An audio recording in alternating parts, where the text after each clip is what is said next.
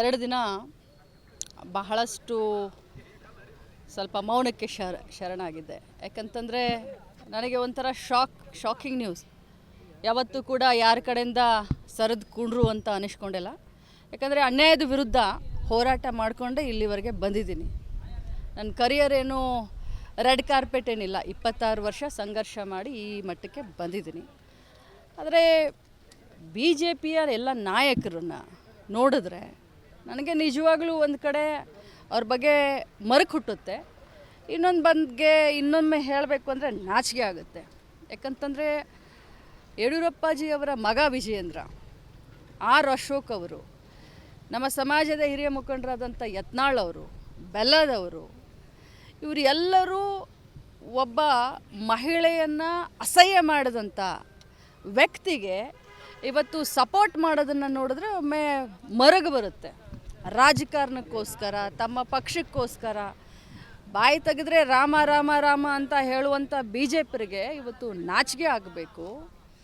ಹೇಳಿದ್ದು ಅವರು, ಅನಿಸ್ಕೊಂಡವಳು ನಾನು. ಇವತ್ತು ಇಡೀ ರಾಜ್ಯದಲ್ಲಿ ಹಾರ ತುರಾಯಿ ಹಾಕಿ ವೈಭವೀಕರಣ ಮಾಡಿಸ್ಕೊಳ್ತಾ ಇದ್ದಾರೆ CT ರವಿ ಅವರು. ಅವರಿಗೆ ಆತ್ಮಸಾಕ್ಷಿ ಅಂತ ಏನಾದರೂ ಇದ್ದರೆ, ಅವರು ತಾಯಿಯ ಮಗ ಆಗಿದ್ದರೆ, ಅವರ ಹೆಂಡತಿ ಇದ್ದರೆ ಅವ್ರಿಗಾದರೂ ಅಟ್ಲೀಸ್ಟ್ ಹೇಳಬೇಕು. ಅವರಿಗೆ ಅಪರಾಧಿ ಭಾವನೆ ಕಾಡ್ತಾ ಇದೆ. ಆದರೆ ಒಂದು ಮಾತನ್ನು ತಮ್ಮ ಮುಖಾಂತರ ಹೇಳಲಿಕ್ಕೆ ಬಯಸ್ತೇನೆ. ನಿಜ, ನನಗೆ 2 ದಿನ ಬಹಳಷ್ಟು ಆಘಾತವಾಗಿತ್ತು. ಆದರೆ ಅನ್ಯಾಯದ ವಿರುದ್ಧ ಹೋರಾಟ ನಾನು ನಿಲ್ಲಿಸೋದಿಲ್ಲ. ಮತ್ತೆ ನಾನು ಸಭಾಪತಿಯವರಿಗೆ ಮನವಿಯನ್ನು ಕೊಡ್ತೀನಿ. ಯಾಕಂತಂದರೆ ಅವರು ತಮ್ಮ ಮಾಧ್ಯಮದಲ್ಲಿ ನೋಡಿದ್ದೀನಿ, ಅವ್ರು ಹೇಳಿದ್ದಾರೆ, ಇವತ್ತು ಬೆಳಗ್ಗೆ ಹೇಳಿದ್ದಾರೆ, ನಿನ್ನೆ ಹೇಳಿದ್ದಾರೆ, ನಮ್ಮ ಸದನದಲ್ಲಿ ನಮ್ಮ ಏನು ರೆಕಾರ್ಡಿಂಗ್ ಇದಿರುತ್ತೆ ಅದು ಮ್ಯೂಟ್ ಆಗಿತ್ತು, ನನಗೆ ಬರಲಿಲ್ಲ, ಆದರೆ ಮಾಧ್ಯಮದಲ್ಲಿ ಇದೆ ಅಂತ ಹೇಳಿದ್ದಾರೆ. ನನ್ನ ಹತ್ರ ಕೂಡ ಸಾಕ್ಷಿ ಇದೆ, ನಾನು ಕೂಡ ಸಾಕ್ಷಿಯನ್ನು ರಿಲೀಸ್ ಮಾಡ್ತೀನಿ. ಯಾವುದೇ ಕಾರಣಕ್ಕೂ CT ರವಿ ಅವರನ್ನು ಕ್ಷಮಿಸುವಂಥ ಪ್ರಮೇಯನೇ ಇಲ್ಲ. ನಾನು ಹೋರಾಟ ಮಾಡ್ತೀನಿ. ಇಡೀ ಮಹಿಳಾ ಕುಲಕ್ಕೆ ಏನು ಅವರು ಇವತ್ತು ಅನ್ಯಾಯ ಮಾಡಿದ್ದಾರೆ, ಈ ಪದವನ್ನು ಬಳಸಿದ್ದಾರೆ, ಅವರಿಗೆ ಶಿಕ್ಷೆ ಆಗುವವರೆಗೂ ಈ ಲಕ್ಷ್ಮೀ ಹೆಬ್ಬಾಳ್ಕರ್ ಸುಮ್ಮನೆ ಕೂರೋದಿಲ್ಲ ಅಂತ ಹೇಳಲಿಕ್ಕೆ ಬಯಸ್ತೇನೆ. ಸಭಾಪತಿಯವರಿಗೆ ಮನವಿ ಮಾಡ್ತೀನಿ, ಮಾನ್ಯ ಮುಖ್ಯಮಂತ್ರಿಗಳಿಗೆ ಮನವಿ ಮಾಡ್ತೀನಿ. ಏನು ಪೊಲೀಸ್ ತನಿಖೆ ಆಗಬೇಕು ಆದಷ್ಟು ಬೇಗ ಆಗಬೇಕು. FSL ರಿಪೋರ್ಟ್ ಬರಬೇಕು. ಅವರು ಏನೇನು ಇವತ್ತು ಇಡೀ ರಾಜ್ಯದ ಎದುರುಗಡೆ ಇವತ್ತು CT ರವಿ ಅವರು ಒಂದು ದೇವರು ಅನ್ನುವಂಥ ಏನೊಂದು ಪೋರ್ಟ್ರೇಟ್ ಮಾಡ್ತಾ ಇದ್ದಾರೆ BJPಯವರು, ಅದು ಅವರ ಮುಖವಾಡ, ಗೋಮುಖ ವ್ಯಾಘ್ರಗಳು ಇವರೆಲ್ಲ. ಒಬ್ಬ ಮಹಿಳೆಯನ್ನು ಒಂದು ಸದನದಲ್ಲಿ ಈ ಮಟ್ಟಿಗೆ ಮಾತಾಡಿದ್ರೆ ಅದನ್ನು ಅವರ ಬೆನ್ನಿಗೆ ನಿಂತ್ಕೊಳ್ತಾರೆ, ಪ್ರಶಂಸೆ ಮಾಡ್ತಾರೆ. ಯಾರಾದರೂ ಒಬ್ಬರು ಅದನ್ನು ಖಂಡನೆ ಮಾಡಿದ್ರ? ಒಬ್ರು ಯಾರಾದರೂ ಅದನ್ನು ಕ್ಷಮೆ ಕೇಳಿದ್ರ? ಉಲ್ಟಾ ಚೋರ್ ಕೊತ್ವಾಲ್ ಕೋ ಡಾಟೆ ಅಂತ ಹೇಳೋ ಹಾಗೆ ಊರೂರಿಗೆ ನಿಲ್ಲಿಸಿ ಇವ್ರು ಮೆರವಣಿಗೆ ಮಾಡ್ಕೊಳ್ತಾರ. ಏನಾಗಿದೆ ಅವ್ರಿಗೆ ಗಾಯ? ಎಷ್ಟಾಗಿದೆ ಗಾಯ? ಎಷ್ಟು ಹೊಲಿಗೆ ಬಿದ್ದಿದ್ದಾವೆ ಅವ್ರಿಗೆ? ಪಟ್ಟಿ ಸುತ್ಕೊಳ್ತಾರ? ಏನು ಬೇರೆಯವ್ರ ಕಣ್ಣಿಗೆ ಪಟ್ಟಿ ಕಟ್ಟದೇನಂತ ತಿಳ್ಕೊಂಡಿದ್ದೀರಾ ನೀವು? CT ರವಿ ಅವರೇ, ನೀವು ನನಗೆ ಆ ಪದವನ್ನು ಬಳಸಿದ್ದೀರಾ, ಅದರಿಂದ ಇವತ್ತು ನನ್ನ ಮನ ನೊಂದಿದೆ. ಆದರೆ ಇಂಥ 100 CT ರವಿಯನ್ನು ಎದುರಿಸ್ತೀನಿ. ನನ್ನ ಹತ್ರ ಎಲ್ಲ ದಾಖಲೆ ಇದೆ.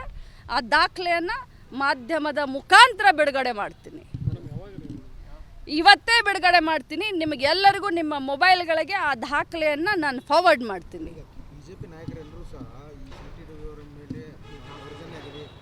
ಏನು ದೌರ್ಜನ್ಯ ಆಗಿದೆ?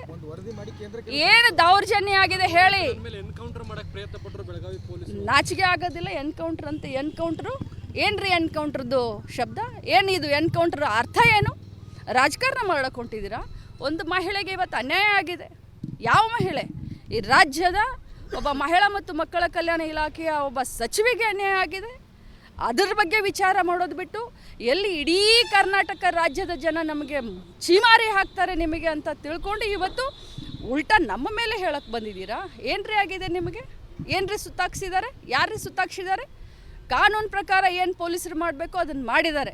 ಅದು ರಾತ್ರಿ ಸುತ್ತಾಕ್ಸಿದಾರೋ, ಹಗಲು ಸುತ್ತಾಕ್ಸಿದಾರೋ, ಈ ಸ್ಟೇಷನ್ ಕರ್ಕೊಂಡು ಹೋಗಿದ್ದಾರೋ, ಆ ಸ್ಟೇಷನ್ ಕರ್ಕೊಂಡು ಹೋಗಿದ್ದಾರೋ, ಅದೆಲ್ಲ ಬಿಡಿ. ಮೊದಲು ಮೂಲ ಕಾರಣ ಏನು? ಯಾವುದಕ್ಕೋಸ್ಕರ ಅವ್ರ ಮೇಲೆ FIR ಆಯಿತು? ಏನು ಮೂಲ ಕಾರಣ ಅನ್ನೋದನ್ನ ಬಿಟ್ಬಿಟ್ಟು ಸುತ್ತಾಕಿಸ್ತಾ ಇದ್ದೀರಾ. ಅವ್ರು ಪೊಲೀಸ್ ಸ್ಟೇಷನ್ ಸುತ್ತಾಕಿಸಿದ್ರಂತೆ, ನೀವು ಕರ್ನಾಟಕ ರಾಜ್ಯದ ಜನರನ್ನು ಸುತ್ತಾಕಿಸ್ತಾ ಇದ್ದೀರಾ. ದಾರಿ ತಪ್ಪಿಸುವಂಥ, ದಿಕ್ಕು ತಪ್ಪಿಸುವಂಥ ಕೆಲಸ ಮಾಡ್ತಿದ್ದೀರಾ ಬಿ ಜೆ ಪಿಯರೇ. ನಾಚಿಕೆ ಆಗೋದಿಲ್ಲ ನಿಮಗೆ? ಅನಿಸ್ಕೊಂಡವಳು ನಾನು, ಅನುಭವಿಸ್ತಾ ಇರೋಳು ನಾನಿವತ್ತು. ನಾನೇನು 2 ದಿನ ಮನೆಯಲ್ಲಿ ಕೂತ್ಕೊಂಡೆ ಅಂತಂದರೆ ನೀವೇನು ಇಂಟರ್ವ್ಯೂ ಕೊಡೋದು, ಏನು ನಿಮ್ಮನ್ನು ಜೈ ಜಯಕಾರ ಹಾಕ್ಸೋದು, ನಾಚಿಕೆ ಆಗೋದಿಲ್ಲ ನಿಮಗೆ? ನಿಮ್ಮ ಮನೆಯಲ್ಲಿ ಹೆಣ್ಮಕ್ಳಿಲ್ವಾ? ನಿಮಗೆ ಆತ್ಮಸಾಕ್ಷಿ ಇಲ್ವಾ? ದೇವ್ರ ಹತ್ರ ಹೋಗಿ ನಿಂತ್ಕೊಳ್ತೀರಲ್ರಿ. ಎಲ್ಲ ನ್ಯಾಯಾಲಯದ ನಂತರ ಆ ನ್ಯಾಯಾಲಯ ಒಂದಿದೆ, ಉಸ್ಕಿ ಲಾಠಿ ಮೇ ಆವಾಜ್ ನಹೀ ಹೋತಿ ಹೈ, ಉಸ್ಕಿ ಲಾಠಿ ಮೇ ಆವಾಜ್ ನಹೀ ಹೋತಿ ಹೈ. ಗೊತ್ತಾಗುತ್ತೆ ನಿಮಗೆ ಒಂದು ದಿನ. ಕಾನೂನು ಹೋರಾಟ ಮುಂದುವರಿಸ್ತೀನಿ. ಮಾನ್ಯ ಪ್ರಧಾನಮಂತ್ರಿಗಳಾದಂಥ ನರೇಂದ್ರ ಮೋದಿ ಅವರನ್ನು ಕೇಳ್ತೀನಿ, ಮಾನ್ಯ ನಮ್ಮ ರಾಷ್ಟ್ರಪತಿಗಳಾದಂಥ ಅವರಿಗೆ ನಾನು ಪತ್ರ ಬರಿತೀನಿ. ನನಗೆ ಅವಕಾಶ ಸಿಕ್ಕರೆ ಈ ದೇಶದ ಪ್ರಧಾನಮಂತ್ರಿಗಳನ್ನು ಭೇಟಿಯಾಗಿ ನನಗೆ ಆದಂಥ ಅನ್ಯಾಯವನ್ನು ವಿವರಿಸ್ತೀನಿ.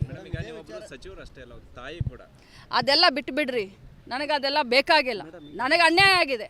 ಎಲ್ಲದಕ್ಕಿಂತ ಮೊದಲು ನಾನೊಬ್ಬ ಮಹಿಳೆ, ಈ ರಾಜ್ಯದ ಈ ಚೆನ್ನಮ್ಮನಾಡಿನ ಒಬ್ಬ ಮಹಿಳೆ. ನನ್ನ ಸ್ವಾಭಿಮಾನಕ್ಕೆ ಪೆಟ್ಟು ಕೂತಿದೆ. ನಾನು ಸುಮ್ಮನೆ ಕೊಡುವಂಥ ಪ್ರಶ್ನೆನೇ ಇಲ್ಲ. ಇದು ನನ್ನೊಬ್ಬಳ ಪ್ರಶ್ನೆ ಅಲ್ಲ, ಇಡೀ ದೇಶದ ಹೆಣ್ಮಕ್ಕಳ ಪ್ರಶ್ನೆ. ಯಾಕಂತಂದರೆ ರಾಜಕಾರಣದಲ್ಲಿ ನಮ್ಮನ್ನು ಹಿಂದಕ್ಕೆ ಸರಿಸಬೇಕು ಅಂತಂದರೆ, ನಮ್ಮ ಆತ್ಮಸ್ಥೈರ್ಯವನ್ನು ಕುಗ್ಗಿಸ್ಬೇಕು ಅಂತಂದರೆ, ಇಂಥ ಗೆಟ್ಟಂಥವ್ರು, ಮಾನ ಮರ್ಯಾದೆ ಇಲ್ಲದಂಥವ್ರು ಇಂಥ ಮಾತನ್ನು ಮಾಡಿ ನಮ್ಮ ಒಂದು ಹೆಜ್ಜೆಯನ್ನು ಹಿಂದೆ ತೆಗೆದುಕೊಳ್ಳೋಕ್ಕೆ ಪ್ರಯತ್ನ ಪಡ್ತಾರೆ. ನಾವು ಇದಕ್ಕೆ ಹೆದರ್ತೀವಿ, ನಾವಿದರಿಂದ ಮನೆಯಲ್ಲಿ ಕೂತ್ಕೊಳ್ತೀವಿ, ನಾವಿದರಿಂದ ನೊಂದ್ಕೊಳ್ತೀವಿ ಅಂತ. ಅದು ನಿಮ್ಮ ಭ್ರಮೆ, ಬಿಟ್ಟುಬಿಡಿ ಅದನ್ನು. ಅದೆಲ್ಲ ಅವರಿಗೆ ಬರೀ ಒಂದು ವಾಕ್ಯ. ಅದು ಬೇಟಿ ಬಚಾವೋ ಆಗಲಿ, ಬೇಟಿ ಪಡಾವೋ ಆಗಲಿ, ಅದೆಲ್ಲ ಒಂದು ವಾಕ್ಯ. ಅದನ್ನು ಬಿಟ್ಟರೆ ಏನಿಲ್ಲ. ಇವತ್ತು ಇಡೀ ಬಿ ಜೆ ಪಿಗರನ್ನು ನೋಡಿದ್ರೆ ಕರ್ನಾಟಕ ರಾಜ್ಯದಲ್ಲಿ, ನಾನು ಕೆಲವು ಬಾರಿ ಹೇಳ್ತಾ ಇದ್ದೆ, ಪಕ್ಷನ ಬೇಯಕ್ಕೆ ಹೋಗಬೇಡ್ರಿ, ಪಕ್ಷದಲ್ಲಿರುವಂಥ ವ್ಯಕ್ತಿಗಳಿಂದ ಪಕ್ಷಕ್ಕೆ ಕೆಟ್ಟ ಹೆಸರು ಬರುತ್ತೆ ಅಂತ. ಇವತ್ತು ಇಡೀ ಬಿ ಜೆ ಪಿನಲ್ಲಿರೋರು ಎಲ್ಲರೂ ಇಂಥವ್ರೇ, ಎಲ್ಲರೂ ಧೃತರಾಷ್ಟ್ರನೇ. ಅಲ್ಲಿ ಇದ್ದಂಥವ್ರು ಪ್ರತಿಯೊಬ್ಬರು ಕೇಳಿದ್ದಾರೆ, ನನಗನ್ನಂಥ ಮಾತನ್ನು ಪ್ರತಿಯೊಬ್ಬರು ಕೇಳಿದ್ದಾರೆ. ಎಲ್ಲರೂ ನನ್ನ ಪರವಾಗಿದ್ದಾರ್ರಿ. ರವಿಕುಮಾರ್ ಅವರಿದ್ರು, ಸರ್ವಣ ಅವರಿದ್ರು, JDS ಅವರಿದ್ರು. 4 ಜನ ನನಗೆ ಸ್ವಂತ ಬಂದು ಸಾರಿ ಕೇಳ್ಕೊಂಡು ಹೋಗಿದ್ದಾರೆ. ಪಾಪ ನಾನು ಅವ್ರ ಹೆಸರು ಹೇಳಕ್ಕೆ ಬರೋದಿಲ್ಲ. ಅವ್ರು ಬಂದು ನನಗೆ ಸಾರಿ ಕೇಳ್ಕೊಂಡು ಹೋಗಿದ್ದಾರೆ. ಅವತ್ತು ಎದ್ದು ಅಲ್ಲಿನೇ ಮಾಡಬೇಕಾಗಿತ್ತು. ನನಗೆ ಶಾಕ್ ಆಯಿತು ಅಂತ ನಾನು ಗರಬಡ್ದಾಗ ಕೂತ್ಕೊಂಡೆ ಅಷ್ಟೇ. 2 ದಿನ ಬೇಕಾಯಿತು ನನಗೂ ಕೂಡ, ಏನು ಎಂಥ ಪರಿಸ್ಥಿತಿ ಅಂತ. ರಾಜಾರೋಷವಾಗಿ ಓಡಾಡ್ತಾ ಇದ್ದೀರಾ, ತಮಗೆ ಅಭಿನಂದನೆಗಳು. ಆದರೆ ಲಕ್ಷ್ಮೀ ಹೆಬ್ಬಾಳ್ಕರ್ ಸುಮ್ಮನೆ ಕೂರುವಂಥ ಮಹಿಳೆ ಅಲ್ಲ. ಈ ಮಹಿಳಾ ಕುಲಕ್ಕೆ ಅಪಮಾನ ಮಾಡಿದ್ದೀರಾ. ಖಂಡಿತವಾಗ್ಲೂ ನಾನು ಹೋರಾಟ ಮಾಡ್ತೀನಿ. ನನಗೆ ನ್ಯಾಯ ಸಿಕ್ಕುವವರೆಗೂ ಹೋರಾಟ ಮಾಡ್ತೀನಿ. ನೀವೊಬ್ಬರು ಸಚಿವರು, ಜೊತೆಗೆ ನಿಮಗೆ ಭಾಳಷ್ಟು ಏನಂತಂದರೆ ನಿಮಗೆ ಅನ್ಯಾಯ ಆಗಿದೆ ಅಂತೇಳಿ ನೀವು ಕೇಸನ್ನು ದಾಖಲು ಮಾಡ್ತೀವಿ.